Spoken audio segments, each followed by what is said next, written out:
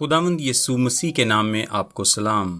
ہم تمثیلوں پر اپنی سیریز کو جاری رکھے ہوئے ہیں۔ ہم ہر وقت دعا کرنے کے تعلق سے تمثیل پر غور کریں گے۔ لوکا کی انجیل کے 18ویں باب کی 1 تا 8 آیت میں لکھا ہے، پھر اس نے اس غرض سے کہ ہر وقت دعا کرتے رہنا اور ہمت نہ ہارنا چاہیے، ان سے یہ تمثیل کہی کہ کسی شہر میں ایک قاضی تھا، نہ وہ خدا سے ڈرتا نہ آدمی کی کچھ پرواہ کرتا تھا، اور اسی شہر میں ایک بیوہ تھی جو اس کے پاس آ کر یہ کہا کرتی تھی کہ میرا انصاف کر کے مجھے مدعی سے بچا۔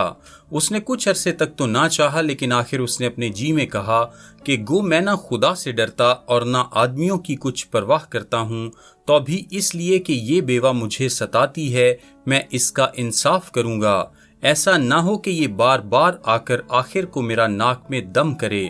خداوند نے کہا، سنو، یہ بے انصاف قاضی کیا کہتا ہے؟ پس کیا خدا اپنے برگزیدوں کا انصاف نہ کرے گا جو رات دن اس سے فریاد کرتے ہیں؟ اور کیا وہ ان کے بارے میں دیر کرے گا؟ میں تم سے کہتا ہوں کہ وہ جلد ان کا انصاف کرے گا۔ تو بھی جب ابن آدم آئے گا تو کیا زمین پر ایمان پائے گا؟ دوسری آیت پر غور کریں، لکھا ہے، کسی شہر میں ایک قاضی تھا، نہ وہ خدا سے ڈرتا نہ آدمی کی کچھ پرواہ کرتا تھا۔ یہ اسرائیل میں ایک معمول کا شہر تھا، اور جو کچھ اس کے بعد بتایا جائے گا وہ سارے اسرائیل کے لیے کافی جانی پہچانی بات تھی، کیونکہ اسرائیل میں بیوائیں کافی مشاہدے میں آتیں اور بے انصاف قاضیوں کا کافی رجحان تھا۔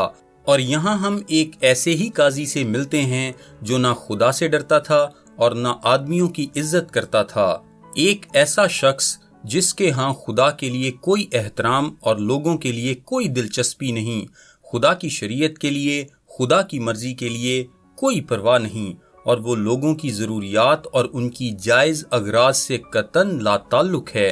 یہ شخص یکسر کلی طور پر بدکار ہے۔ کوئی راہ نہیں کہ اس شخص کی بدکرداری میں خدا کی شریعت یا انسانی ضرورت کی روح سے مداخلت کی جا سکے۔ وہ خدا کی تعظیم یا پرستش، ترس یا ہمدردی کے باعث متاثر نہیں ہوتا۔ اسے پہلے حکم میں خدا سے محبت رکھنے اور دوسرے حکم میں اپنے پڑوسی سے پیار کرنے میں کوئی دلچسپی نہیں ہے۔ وہ بہت برا آدمی ہے۔ اس کی برائی اور زیادہ ہو جاتی ہے کیونکہ یہ شخص ایک قاضی ہے اور وہ اپنے فیصلوں کو خدا کی شریعت اور لوگوں کی ضروریات دونوں کے حوالے سے ادا کرتا ہے، اور چونکہ وہ ان دونوں سے متاثر نہیں ہوتا اور جیسا کہ یسوع سے پیش کرتا ہے، وہ ایک ناراست منصف ہے۔ بے انصاف کے لفظ کا مطلب ہے بے ایمان، بگڑا ہوا۔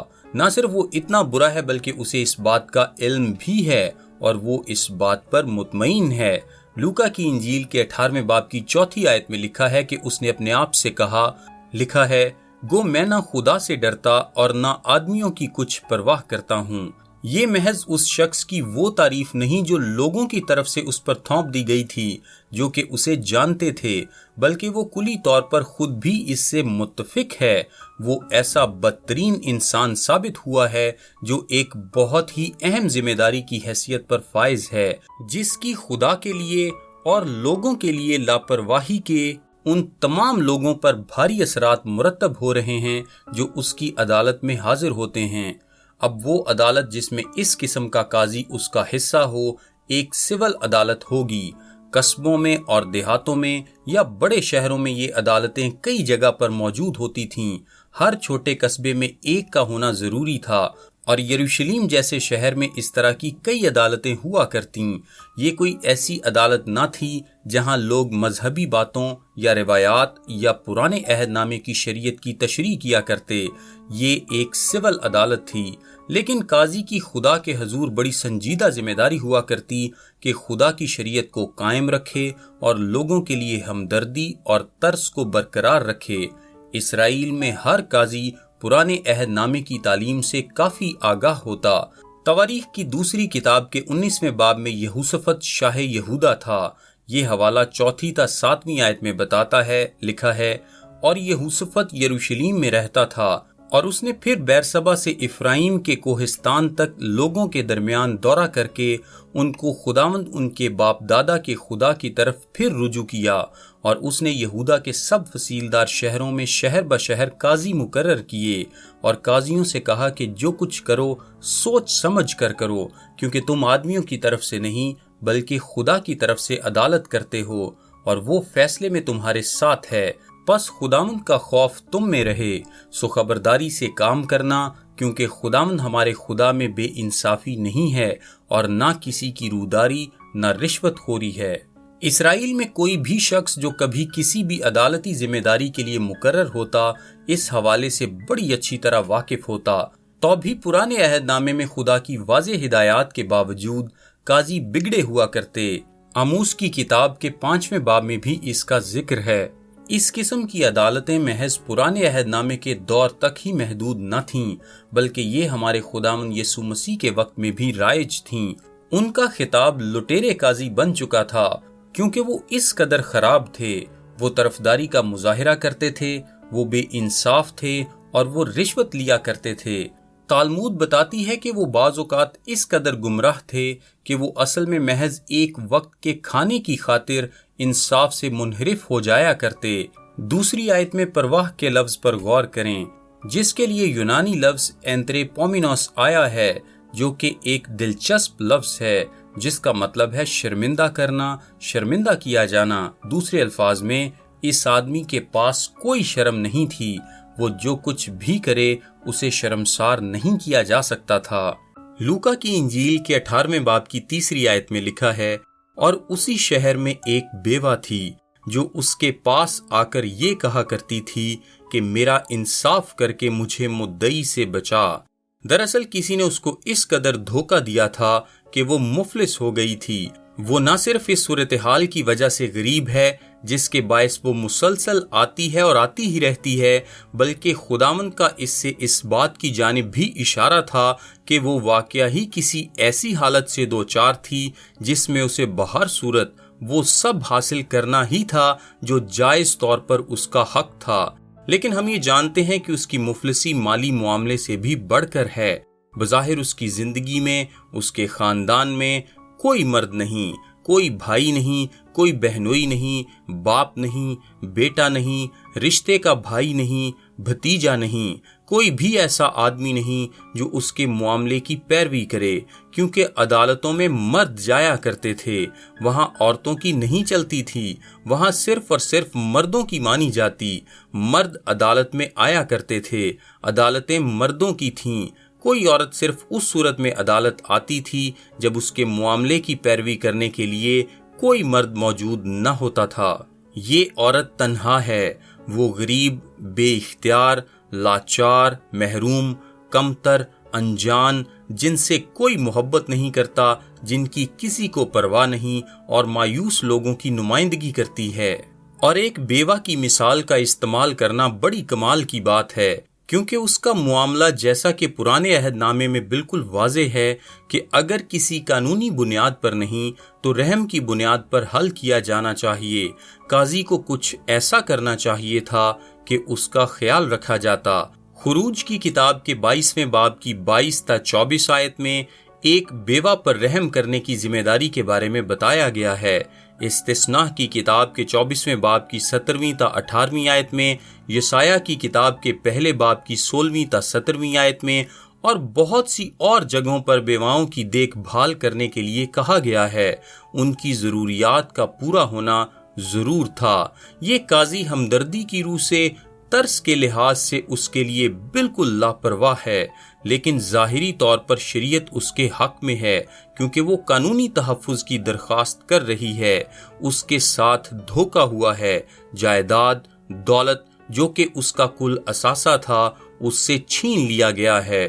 مقدس لوکا کئی بیواؤں کے تعلق سے اپنی انجیل اور اس کے علاوہ اعمال کی کتاب دونوں میں توجہ دلاتا ہے۔ وہ قدیم دنیا میں اہم مقام رکھتی تھیں۔ وہاں بگڑے ہوئے قاضی بہت زیادہ تھے اور کہیں زیادہ ضرورت مند بیوائیں بھی موجود تھیں۔ تیسری آیت میں ہم دیکھتے ہیں کہ وہ آتی ہے اور آتی ہی رہتی ہے اور بولتی رہتی ہے، جس کا مطلب ہے کہ وہ ڈٹی ہوئی ہے اور وہ ہر روز وہیں ہوتی ہے، اور وہ کہہ رہی ہے مجھے قانونی تحفظ دو، مجھے وہ دو جو کہ میرا حق ہے۔ وہ سراسر لاپرواہ شخص تھا وہ قاضی ایسا بدترین انسان ہے جس کا کبھی تصور کیا جا سکتا ہو۔ لیکن چوتھی آیت میں یہ لکھا ہے کہ اس نے کچھ عرصے تک تو نہ چاہا، لیکن آخر اس نے اپنے جی میں کہا۔ اب یہاں ہمیں اس مصرف بیٹے کی طرح ایک خود کلامی نظر آتی ہے جو جب ہوش میں آیا اور اپنے آپ سے کہنے لگا، لہٰذا یہ آدمی اپنے آپ سے کہتا ہے، لکھا ہے، گو میں نہ خدا سے ڈرتا اور نہ آدمیوں کی کچھ پرواہ کرتا ہوں۔ وہ خود ایک بدبخت شخص ہونے کا اقرار کرتا ہے جسے کسی بات کی جھجک نہیں، اس کی کوئی خالص نیت نہیں، کچھ بھی ہو اس کی کوئی خالص نیت نہیں، لیکن پھر بھی وہ کہتا ہے، 5ویں آیت میں لکھا ہے، تو بھی اس لیے کہ یہ بیوہ مجھے ستاتی ہے۔ یونانی میں یہ ہے کہ وہ مجھے دکھ پہنچاتی ہے، وہ مجھے تنگ کر رہی ہے، وہ ہر روز وہیں ہوتی ہے، وہ ہر روز اپنا معاملہ پیش کرتی ہے، یہ سب کچھ بہت تکلیف دہ ہے، میں اسے قانونی تحفظ دے دوں گا۔ لکھا ہے، ایسا نہ ہو کہ یہ بار بار آ کر، بار بار کے لیے یونانی میں آئستلوس آیا ہے، جس کا بائبل مقدس میں بعض دفعہ ترجمہ ہمیشہ کیا گیا ہے۔ اگر میں اس سے جان نہیں چھڑاؤں گا تو وہ ہمیشہ آتی رہے گی اور وہ مجھے تھکا دے گی۔ لکھا ہے، آخر کو میرا ناک میں دم کرے۔ یہاں یونانی کا ایک فعل ہوپو پیازو آیا ہے، جس کا مطلب یہ ہے کہ یہ ایک کشتی کی اصطلاح ہے، اور اس میں یہ معنی پایا جاتا ہے کہ کسی کی آنکھ میں پوری قوت کے ساتھ مکہ رسید کر دیا جائے۔ وہ مجھے ناسمجھی میں دن بدن ضرب لگا رہی ہے، وہ مجھے لپیٹ رہی ہے۔ مزید تراجم میں یوں ہوگا، چہرے کو سیاہ کر دینا تاکہ مکوں کی شدت اور قوت کو ظاہر کر سکیں۔ وہ تو مجھے ناکارہ کر دے گی، وہ تو مجھے لپیٹ رہی ہے۔ یہ پہلا کرنتھیوں 9 باب کی 27ویں آیت میں استعمال ہوا ہے، جہاں پولس کہتا ہے کہ میں اپنے بدن کو مارتا کوٹتا اور اسے قابو میں رکھتا ہوں۔ یہ عورت محض پریشان کن ہی نہیں، یہ عورت تکلیف دہ بھی ہے، یہ میری برداشت سے باہر ہے، اور وہ ایسا آئستلوس یعنی ہمیشہ کرتی رہے گی اگر تو میں نے اس سے جان نہ چھڑائی۔ لہٰذا ایک طاقتور اور سخت گیر قاضی کو ایک کمزور بیوہ نے اپنی مستقل مزاجی کے باعث شکست دے دی ہے۔ سو یہ عورت اس آدمی کو اس کے خیال میں بربادی کی طرف لے جا رہی ہے، اسے اس سے جان چھڑانا ضرور ہے، چنانچہ وہ اس کے حق میں فیصلہ دے دیتا ہے۔ 5ویں آیت میں وہ کہتا ہے، لکھا ہے، میں اس کا انصاف کروں گا۔ اس کا سادہ مطلب یہ ہے کہ میں اسے بری کر دوں گا، میں اسے انصاف دے دوں گا۔ اس میں یونانی کا لفظ ڈکیو موجود ہے، جس سے ہم ڈکائیوس یعنی راست بازی، انصاف کے معنی حاصل کرتے ہیں۔ میں انصاف اور راستی اس کے حق میں صادر کروں گا، میں اسے بری کر دوں گا، میں اس کا بدلہ چکا دوں گا، میں اس کو اس لیے انصاف دوں گا کیونکہ میں اس کی برداشت نہیں کر سکتا، میں مزید اس کی تقریریں نہیں سن سکتا۔ خداوند کا مقصد کیا ہے؟ اس کہانی میں کیا غرض پائی جاتی ہے؟ پہلی آیت کی طرف واپس جائیں۔ اب وہ انہیں یہ سکھانے کے لیے ایک تمثیل سنا رہا تھا کہ انہیں ہر وقت دعا کرتے رہنا اور ہمت نہیں ہارنا چاہیے۔ سو ہم یہاں پر یہ دیکھتے ہیں کہ تمثیل کو سمجھنے کی کنجی یہ ہے کہ قائم رہا جائے، حتیٰ کہ تمثیل کی گہرائی میں جانے سے پہلے ہی کنجی باہر میسر ہے۔ یہ تمثیل خداوند نے یہ دکھانے کی خاطر مرتب کی ہے کہ انہیں ہر وقت دعا کرنا ہے اور ہمت نہیں ہارنی۔ یہ کون لوگ ہیں؟ واپس 22ویں آیت دیکھیں۔ اس نے شاگردوں سے کہا، وہ ان سے باتیں کر رہا ہے جو اس کے پیروکار ہیں، جو اس موقع پر اس کے اپنے ہیں، وہ لوگ جنہوں نے اس کی زندگی اور اس کی خدمت کے آخری وقت میں اب اس کے ساتھ اپنا رشتہ وابستہ کر لیا تھا، اور وہ انہیں آمد ثانی کے بارے میں یہ بڑی تعلیم فراہم کر رہا تھا۔ پہلی اور دوسری آمد کے درمیانی وقت میں، پہلی اور دوسری آمد کے بیچ کے وقت میں ہمیں ہمت نہیں ہارنا بلکہ ہمیں دعا کرنا ہے۔ ہم اس گھڑی میں وقت کے اسی دور میں زندگی گزار رہے ہیں۔ ہمارے خداوند کی طرف سے پیغام بہت واضح ہے، بے دل نہ ہوں، آخر تک دعا کرتے رہیں۔ یہ ہمارے لیے ایسی ہدایت ہے جس میں غلطی کا امکان موجود نہیں۔ ہر وقت میں اس کا سادہ سا مطلب یہ ہے کہ تمام مواقع اور تمام وقتوں میں اور ان تمام ادوار اور گزرتے سالوں میں ہمیں دعا کرنا ہے اور ہمت نہیں ہارنی۔ हिम्मत हारना यूनानी जुबान के फेल एकाकेओ से अखज़ शुदा है, जिसका मतलब है थक जाना, हिम्मत छोड़ देना या बुज़दिल बन जाना, बुज़दिली अपना लेना। लूका ने इसे सिर्फ यहीं इस्तेमाल किया है, लेकिन पौलुस इसे 5 मरतबा इस्तेमाल करता है और इसका बिल्कुल यही मतलब आया है। ये उम्मीद तर्क ना करें कि यीशु आ रहा है।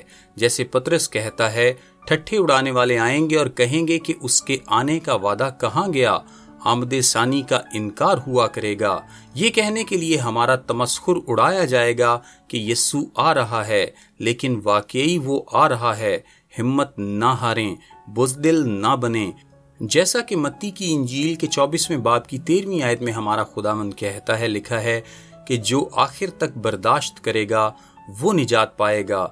ये वो बर्दाश्त करने वाला ईमान है जो एक हकीकी ईमानदार की निशानदही करता है। लिहाजा ये अमूमी तौर पर दुआ करने का बुलावा नहीं है, जैसा कि आया है कि बिला नागा दुआ करो। वो आम मामूल में बिला नागा दुआ करने की बात है। ये दौरे आखिरत के लिए दुआ की खातिर बुलावा है कि हमें दुआ करना है कि खुदावंद आ जाए, और जब तक वो ना आ जाए बर्दाश्त करने की खातिर ताकत के लिए दुआ करना है, यानी जिस्म, जहान, इब्लीस, खुशखबरी के खिलाफ मुखालफत, इज़ार रसानी, रद्द किए जाने, हत्ता कि शहादत को बर्दाश्त करने के लिए ये आखिरत की रूह से दुआ करना है। लूका की इंजील के 21वें बाब की 36वीं आयत में भी हमारे खुदावंद की तरफ से एक इसी तरह का बुलावा मौजूद है। लिखा है, बस हर वक्त जागते और दुआ करते रहो ताकि तुमको इन सब होने वाली बातों से बचने और इब्ने आदम के हजूर खड़े होने का मकदूर हो।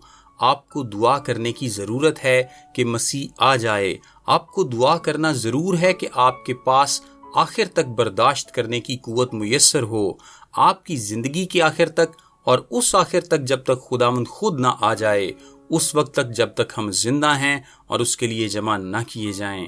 अब आप सोचते होंगे कि आप किस तरह जानते हैं कि ये आमदे सानी का हिस्सा है, तो 8वीं आयत इसके लिए कुंजी है। 8वीं आयत के आखिर में लिखा है, तो भी जब इब्ने आदम आएगा तो क्या जमीन पर ईमान पाएगा? क्या वो इस तरह का कायम रहने वाला ईमान पाएगा? उसे इस तरह की कायम रहने वाली दुआ नजर आएगी? क्या वो इस तरह का बर्दाश्त करने वाला एतकाद देखेगा? ये यकीनन आखिरत की रूह से दुआ करना है। हम में से कोई भी कलीसिया के उठाए जाने के वक्त से वाकिफ नहीं। हम नहीं जानते कि वो वाक़यात जो कि आमदे सानी के हैं कब शुरू कर दिए जाएंगे। हम नहीं जानते कि खुदावंद का दिन कब आने को है, लेकिन 2000 साल गुजर चुके हैं। ईमानदार इंतजार पर इंतजार कर रहे हैं और गुनहगारों के हाथों दुख उठा रहे हैं। गुनाह तेजी से बढ़ रहा है। बुरे लोग बुरे और ज्यादा बुरे होते जा रहे हैं। हम मसीही दुनिया के अंदर और बाहर आलूदगी को देख रहे हैं। झूठे नबी हर जगह फैले हुए हैं। हम सच्चे और वफादार रहते हुए बर्दाश्त करने की कोशिश कर रहे हैं और खुदा के कलाम पर भरोसा रखे हुए हैं। हमारे साथ वादा किया गया है कि वो आएगा। हम ईमान रखते हैं कि वो आएगा, और यहाँ वो कहता है कि उस वकू के लिए दुआ करते रहो। वो आएगा, लेकिन उसके आने के जरिए में एक हिस्सा हमारी दुआया जिंदगी है। दुआ खुदा को जुम्बिश देती है कि वो अपना काम करे। वो आएगा। वो वादा करता है कि वो आएगा। वो अपने चुने हुए लोगों के साथ वफादार रहेगा। वो नारास्तों की अदालत करेगा। वो मुकद्दसीन को बदला देगा। वो अपने आप को सरफराज करेगा। वो जमीन पर अपना तख्त लगाएगा। वो जमीन पर बादशाही में हुक्मरानी करेगा और वो नए आसमान और नई जमीन को कायम करेगा। और यही वो काम है जिसके लिए हमें मुस्तकिल दुआ करनी है। पौलुस थिस्सलुनीकियों को आमदे सानी के बारे में उसमें कलीसिया के उठाए जाने के हिस्से की बाबत लिखता है, बस तुम इन बातों से एक दूसरे को तसल्ली दिया करो। यही वो मकाम है जहां हम इस जिंदगी के मसाइल के दरमियान अपने इत्मीनान को हासिल करते हैं। यूहन्ना कहता है कि ये महज तसल्ली ही नहीं है। पहला यूहन्ना उसके 3 बाब की 3 आयत में लिखा है, और जो कोई उससे ये उम्मीद रखता है अपने आप को वैसा ही पाक करता है जैसा वो पाक है। ये पाक करने वाली उम्मीद भी है। पौलुस कहता है 2 कुरिन्थियों के 5वें बाब की 11वीं आयत में, बस हम खुदावंद के खौफ को जानकर आदमियों को समझाते हैं। ہم اس لیے بشارتی کام کرتے ہیں کیونکہ ہم جانتے ہیں کہ خداوند آ رہا ہے۔ ہمیں تسلی ملتی ہے کیونکہ ہم جانتے ہیں کہ وہ آ رہا ہے۔ ہم پاک ہوتے جاتے ہیں کیونکہ ہم جانتے ہیں کہ وہ آ رہا ہے۔ آئیں 6 آیت کی طرف بڑھیں اور سنیں کہ خداوند کیا تشریح کرتا ہے۔ خداوند اپنے واپس آنے کے تناظر میں کہانی بیان کرتا ہے۔ لکھا ہے، خداوند نے کہا، سنو، یہ بے انصاف قاضی کیا کہتا ہے۔ یہ ایسی بات کہنے کا ایک طرح سے علاقائی طریقہ ہے کہ آئیں اس کہانی کے مفہوم کے بارے میں سوچیں، تمثیل میں موجود شریر قاضی کے بارے میں سوچیں، اس کے بارے میں خیال کریں۔ وہ خدا سے لا تعلق تھا، وہ بے رحمانہ طور پر لوگوں کے لیے لاپرواہ تھا، لیکن صرف اور صرف خود غرضانہ مقاصد کے لیے اس نے وہ کیا جو کہ ایک درست کام تھا۔ اس نے اس عورت کے لیے جس کے واسطے وہ کوئی احساس، کوئی جذبہ نہ رکھتا تھا، وہ جس کے لیے وہ کوئی وابستگی نہیں رکھتا تھا، وہ کیا جو کہ درست تھا۔ یہی وہ نقطہ ہے جس سے ہم بات کو آگے بڑھائیں گے جب ہم خداوند کی تشریح کو سنتے ہیں۔ لیکن آئے 7ویں آیت کی طرف جائیں اور موازنے پر غور کریں۔ لکھا ہے، پس کیا خدا اپنے برگزیدوں کا انصاف نہ کرے گا جو رات دن اس سے فریاد کرتے ہیں، اور کیا وہ ان کے بارے میں دیر کرے گا؟ سنیے کہ اس میں کیا مطلب پایا جاتا ہے۔ یہ کہیں بڑی نوعیت کا موازنہ ہے، یہ کمتر اور برتر قسم کا موازنہ ہے۔ یہ ایک شدت رکھتا ہے، آپ کے سامنے سب سے بدکار، بے حس، سخت گیر، بے پرواہ انسان ہے جو کسی ایسے کے لیے درست کام کر رہا ہے جس کی خاطر وہ کوئی جذبہ یا دلچسپی نہیں رکھتا۔ اور اگر ایک قاضی جو ایسا ہے کسی شخص کے لیے جس کی خاطر وہ کوئی الفت نہیں رکھتا ایسا کام کر دے جو اچھا ہے، تو آپ کیا سمجھتے ہیں کہ کیا خدا ان لوگوں کے لیے جو اس نے ابدیت کے لیے چن لیے ہیں وہ نہ کرے گا جو درست ہے، جن سے اس نے بنائے عالم سے پیشتر محبت رکھی؟ اور یہ وہ ہیں جو دن اور رات اس کے جلال کے آنے کے لیے پکارتے ہوئے التماس کرتے ہیں، اس لیے کہ وہ اس کے ساتھ جلال پائیں۔ بیوہ چنے ہوئے لوگوں کی نمائندگی کرتی ہے۔ یہ قاضی خدا کی مانند نہیں ہے، یہ قاضی خدا کے متضاد ہے۔ وہ جیسا آپ دیکھ سکتے ہیں کہ خدا کے بالکل الٹ ہے۔ خدا ہمیشہ وہ کرتا ہے جو اس کے اپنے قانون کے مطابق درست ہے۔ خدا ہمیشہ ترس کھاتا ہے، رحم دل، پرفضل، نرم دل اور مہربان ہے، اور خدا وہ کرے گا جو وہ کہتا ہے کہ اپنے فرزندوں کے جلالی ظہور کو ظاہر کرنے کی خاطر کرے گا، جن سے اس نے جہان کی بنیاد رکھنے سے پہلے محبت رکھی۔ بدکار، بے انصاف، محبت سے عاری قاضی درست کام کرے گا تو پھر ایک راست، محبت سے بھرا پاک خدا کیا نہیں کرے گا؟ جواب کے لیے 7ویں آیت میں دیکھیں، لکھا ہے، پس کیا خدا اپنے برگزیدوں کا انصاف نہ کرے گا؟ کیا وہ انصاف نہیں کرے گا؟ کیا وہ اپنے چنے ہوئے لوگوں کو انصاف نہیں دے گا جنہیں اس نے نجات کی خاطر چن لیا ہے؟ پہلا پطرس اس کے 2 باب کی 23ویں آیت میں لکھا ہے، نہ وہ گالیاں کھا کر گالی دیتا تھا اور نہ دکھ پا کر کسی کو دھمکاتا تھا، بلکہ اپنے آپ کو سچے انصاف کرنے والے کے سپرد کرتا تھا۔ اور رومیوں کے خط کے 12ویں باب کی 19ویں آیت میں لکھا ہے، خداوند فرماتا ہے، انتقام لینا میرا کام ہے۔ پھر مکاشفہ 19 باب اس کی 2 آیت میں لکھا ہے، اس کے فیصلے راست اور درست ہیں، وہ ایسا کرے گا، اس نے اپنے چنے ہوئے لوگوں کے لیے وعدہ کیا ہوا ہے، کیونکہ اس کے کلام کا سوال ہے اور وہ اپنے کلام کے ساتھ وفادار ہوتا ہے، اور وہ اپنی شریعت کے ساتھ وفادار ہے، کیونکہ وہ رحیم ہے، کیونکہ وہ ترس کھاتا ہے، اور کیونکہ وہ ان لوگوں سے پیار کرتا ہے جنہیں اس نے ابدیت کے لیے چن لیا ہے۔ چنانچہ یہاں پر پائی جانے والی کنجی 7ویں آیت میں ہے، لکھا ہے، جو رات دن اس سے فریاد کرتے ہیں۔ یہ ہم لوگ ہیں، اور یہ ہمیں لوکا کی انجیل کے 17ویں باب کی 22ویں آیت میں واپس لے جاتا ہے، لکھا ہے، وہ دن آئیں گے کہ تم کو ابن آدم کے دنوں میں سے ایک دن کو دیکھنے کی آرزو ہوگی۔ یہ پھر سے ہم لوگ ہی ہیں، ہم مسیح کے آنے کی آرزو کیے ہوئے ہیں، ہم بابرکت امید کے ساتھ اور اس عظیم خدا اور اپنے منجی یسوع مسیح کے جلالی ظہور کے لیے زندگی گزار رہے ہیں۔ ہم آرزو رکھتے ہوئے جی رہے ہیں، ہم مکاشفہ کی کتاب کے 6 باب میں اس تعلق سے التجا کرتے ہوئے جی رہے ہیں جس پر ہم نے بات کی ہے کہ اے خداوند، اور کتنی دیر، جب تک تو آ نہیں جاتا اور راست بازی اور جلال کو قائم نہیں کرتا، तू कब तक इस बदी को इजाजत देगा? हम उन पहले थिस्सलुनीकियों उसके पहले बाब की 10वीं आयत की माने लोग हैं जो उसके बेटे के आसमान से आने की राह तकते हैं, जो उसके बेटे के आसमान से आने के इंतजार में हैं। मैं नहीं समझता कि आप उस वक्त तक अपनी मसीही जिंदगी गुजार सकते हैं जैसे खुदावंद चाहता है कि आप गुजारें, जब तक आप आमद सानी की रोशनी में उसे न जिएं। आप मसीह की आमद सानी की मसीही तालीम को कलीसिया की बिलानागा बोलचाल से, अपनी बातचीत से या आमद सानी की इलाहियात से अलहदा नहीं कर सकते, अपनी जिंदगी से हटा नहीं सकते, क्योंकि इसके बगैर आप जो कुछ भी देखते हैं उसके आप पर भारी असरात मुरतब होते हैं। 7वीं आयत में लिखा है, बस क्या खुदा अपने बरगुजीदों का इंसाफ न करेगा जो रात दिन उससे फरियाद करते हैं? बेशक वो करेगा, इसमें कोई शक नहीं कि सच्चे बरगुजीदा ईमान रखते रहेंगे, उम्मीद जारी रखेंगे, दुआ करते रहेंगे कि यीशु जल्द आएगा। फिर क्या वो उनके लिए देर करेगा? यीशु की पहली और दूसरी आमद का तवील दरमियानी वक्फा एक ऐसा दौर है जिसमें खुदा बर्दाश्त का मुजाहिरा कर रहा है, उनके लिए तहम्मुल कर रहा है। ये कलाम कहता है उनके लिए तहम्मुल कर रहा है।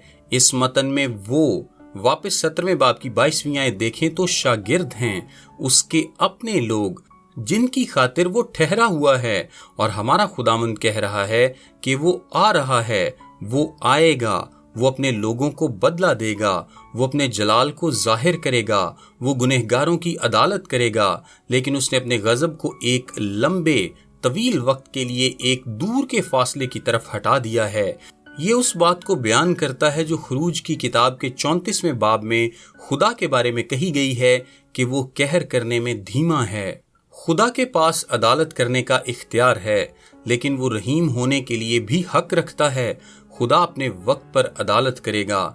लेकिन पतरस इस छोटी सी परेशानी के लिए दूसरे पतरस उसके 3 बाब की 9वीं आयत में जवाब देता है। लिखा है, खुदावंद अपने वादे में देर नहीं करता जैसी देर बाज लोग समझते हैं, बल्कि तुम्हारे बारे में तहम्मुल करता है, इसलिए कि किसी की हलाकत नहीं चाहता, बल्कि ये चाहता है कि सब की तौबा तक नौबत पहुंचे। चुनाचे दूसरा पतरस उसके 3 बाब की 15वीं आयत में पतरस ये कहता है कि खुदा का मैक्रोथुमिया नजात है। वो किसका इंतजार कर रहा है? वो अपने बरगुजीदों की निजात के इंतजार में है। वो उस वक्त तक इंतजार कर रहा है जब तक वो सब इकट्ठे ना हो जाएं। आप नहीं चाहेंगे कि वो इससे पहले कहीं यहाँ आ जाए, और जब बाकी सब बरगुजीदा जमा कर लिए जाएंगे तो फिर खात्मा हो जाएगा। हाँ, वो अपना गजब पूरा करेगा, लेकिन उस वक्त तक नहीं जब तक वो अपने फजल को पूरा ना कर ले। यही मैक्रोथोमिया का हर उस मौका पर मफहूम है जब जब ये खुदा के हवाले से इस्तेमाल हुआ है। ये रोमियो के खत के 2 बाब की 4 आयत में, फिर रोमियो के खत के 9वें बाब की 22वीं आयत में, पहला पतरस उसके 3 बाब की 20वीं आयत में, दूसरा पतरस उसके 3 बाब की 9वीं और फिर 15वीं आयत में, पहला तिमोथियस उसके पहले बाब की 16वीं आयत में खुदा के हवाले से इस्तेमाल हुआ है। इन सब मामलात में ये मुराद पाई जाती है कि खुदा अपने गजब को दूर रोक रखता है। 8वीं आयत में लिखा है, मैं तुमसे कहता हूं कि वो जल्द उनका इंसाफ करेगा, जिसका इस्तिलाहन मतलब ये है कि बरगुजीदों को बदला देगा। वो बड़ी तेजी से बरगुजीदों का इंसाफ करेगा। यूनानी में ये है एंटेखे, फौरन, अचानक। ये जब होगा तो ये फौरन हो जाएगा और वो ये करेगा। लेकिन आप दुआ करते रहें और करते रहें और दुआ में कायम रहें और बेदिल ना हों, क्योंकि वो अपने सारे बरगुजीदों को इकट्ठा करने का इंतजार कर रहा है। वो 8वीं आयत में एक सवाल के साथ बात को खत्म करता है। लिखा है, तो अभी जब इब्ने आदम आएगा तो क्या जमीन पर ईमान पाएगा? इसका मतलब क्या है? यीशु महज फिक्रमंदी से ये सवाल पूछ रहा है कि जब वो आएगा, ये देखते हुए कि अगर ये एक लंबे अरसे के बाद होगा तो क्या कोई इस बेवा की मानद कायम रह जाएगा? जब वो वाकई आएगा तो क्या उसे ऐसे लोग मिलेंगे जो उसकी आमद के लिए दुआ करते होंगे? मैं कहीं ना कहीं ये ख्याल रखता हूँ कि अगर वो अब आ जाए तो वो बहुत से ऐसे लोग पाएगा جو خود کو مسیحی کہتے ہیں لیکن اس بات میں بہت کم دلچسپی رکھتے ہوں گے۔ خالص مسیحیت کبھی خدا کو تھامنا ترک نہیں کرتی، کبھی بھی مسیح پر بھروسہ نہیں چھوڑتی، کبھی اپنی امید نہیں کھوتی، لیکن ہم جلدی سے بھٹک جاتے ہیں کہ ایسا نہیں ہوتا، اور خدا اس بات کو ایک عملی طور سے ٹھوس بنانے کی کوشش کر رہا ہے، اور جب وہ آئے تو کیا وہ اپنے لوگوں کو اپنی آمد کے دن کے لیے پکارتے ہوئے شدت سے انتظار کرتے ہوئے پائے گا؟ کیا ہم اس کے ظہور کے دلدادہ ہوں گے؟ کیا ہم مارا ناتھا پکارتے ہوں گے؟ جو پہلا کرنتھیوں اس کے 16ویں باب کی 22ویں آیت میں لکھا ہے، ہمارا خداوند آنے والا ہے، یا پھر یہ نوح کے دنوں کی مانند ہوگا جب محض چند لوگ تھے؟ عزیزو، ہم امید میں زندہ ہیں، ہم امید میں جیتے ہیں، ہم حقیقی مسیحی ہیں، اور ہمارے ساتھ ایک نہایت عمدہ وعدہ کیا گیا ہے۔ اس طرح سے یہ سب مکمل ہوگا۔ اس دوران ہم دکھ اٹھاتے ہیں، اور ہم رد کیے جاتے ہیں، اور ہم ستائے جاتے ہیں، اور ترک کر دیے جاتے ہیں، اور خوشخبری کی مزاحمت ہوتی ہے، اور مسیح کی بے عزتی کی جاتی ہے، اور بعض اوقات ہم شاید یہ سوچتے ہیں کہ یہ بہت دیر سے جاری ہے اور کافی دیر ہو گئی ہے۔ ہم مسیح کے جلال، مسیح کی تعظیم کے لیے دعا اور التجا کرنا جاری رکھتے ہیں۔ چنانچہ جب آپ اس طرح سے زندگی گزارتے ہیں اور دعا کرتے ہیں اور اس طرح سے التماس کرتے ہیں، تو پھر یہ بات آپ کی زندگی کے بارے میں سب کچھ بدل کر رکھ دیتی ہے کہ آپ اپنی زندگی کے ہر حصے کو کس طرح سے دیکھتے ہیں۔ جی ہاں، 2000 سال گزر چکے ہیں، لیکن ہماری امید چمکتی ہوئی روشن ہے، اور مسیح کے لیے ہماری محبت ابھی بھی سچی اور پاک ہے، اور ہمارا یہ اعتماد کہ وہ اپنے کلام پر قائم رہتا ہے رواں اور پختہ ہے۔ چنانچہ ہم مسلسل دعا کرتے ہوئے اسے پکارتے ہیں کہ وہ آ جائے، اپنے آپ کو جلال دے، اپنی عدالت ظاہر کرے، گنہگاروں کو سزا دے، شیطان کا اختیار ختم کر دے، ایک راستی کی بادشاہی اور زمین پر صلح قائم کر دے، بادشاہوں کے بادشاہ اور خداوندوں کے خداوند کے طور پر بادشاہی کرے، اور ایک ابدی نیا آسمان اور نئی زمین خلق کرے۔ ہم کہتے ہیں، اے خداوند یسوع آ، اور خداوند کہتا ہے کہ اسے دن بدن ہمارے لبوں پر ہونا ضرور ہے۔ اس توقع کے ساتھ اس وقت تک زندگی گزاریں جب تک وہ آ نہ جائے، اور یہ دیکھیں کہ یہ کس طرح سے آپ کی زندگی کو بدلتا ہے۔ میرا نام تابش قاضی ہے، اور یہ پیغام آپ کو ڈیلی ورسز کی جانب سے پیش کیا گیا ہے۔ ہم سوموار سے جمعہ یعنی ہفتے میں 5 دن انگلش، اردو اور آڈیو میں ایسے پیغامات واٹس ایپ سروس کے ذریعے بھیجتے ہیں۔ اگر آپ اپنے نمبر پر یہ سروس حاصل کرنا چاہتے ہیں تو ابھی اپنا نام اور شہر کا نام لکھ کر 0333 80 20 972 973 یا پھر 974 پر واٹس ایپ میسج کریں۔ خدا آپ کو برکت دے، آمین۔